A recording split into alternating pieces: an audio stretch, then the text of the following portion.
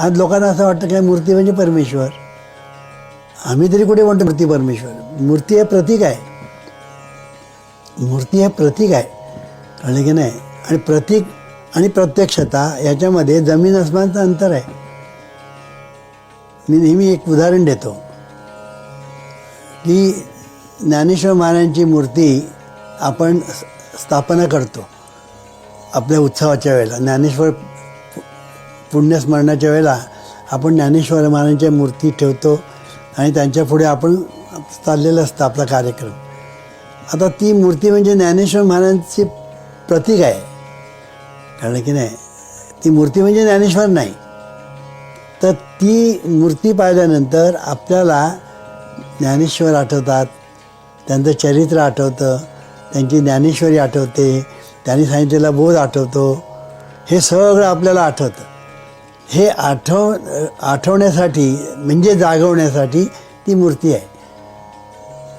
पण ती मूर्तीच म्हणजे ज्ञानेश्वर असं म्हटलं तर चूक, कळलं की नाही.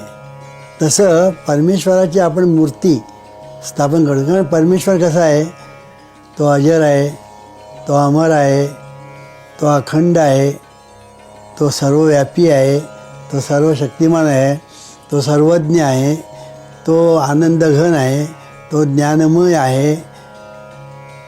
हे इतकं सगळं आहे त्याचे. आणखीन कितीतरी सांगायचं राहूनच गेलेलं आहे. तर हे जे आहे ते तुम्ही त्या परमेश्वराची कशी उपासना करणार. म्हणून आपल्या वाडवडिलांनी मूर्ती त्या ठिकाणी तुमच्यासाठी सोय केली.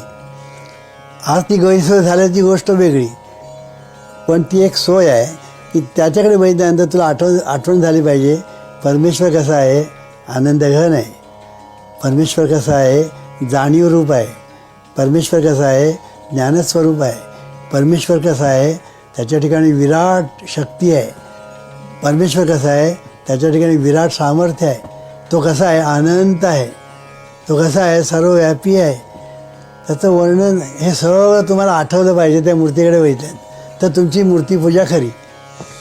आज आपण काय करतो, मूर्ती म्हणजे पूजा म्हणजे आपण फुलं वाहतो, गंध वाहतो, अक्षता वाहतो, अमुक करतो, तमुक करतो. आणि ते करायला म्हणजे गंध उगाळायला जर बायको विसरली तर तिच्या 7 पिढ्यांचा उद्धार करतो. का तर गंध उगाळायला विसरली. अरे गंध लावलं नाही तर तो काय, ती मूर्ती काय तुझ्या शाप देणार आहे. पण तू एवढा तू रागवला ना तर निसर्गाने तुला शाप दिलेला आहे का तुझं रक्त बिघडलं, कळलं की नाही. तुझ्या आतमध्ये ज्या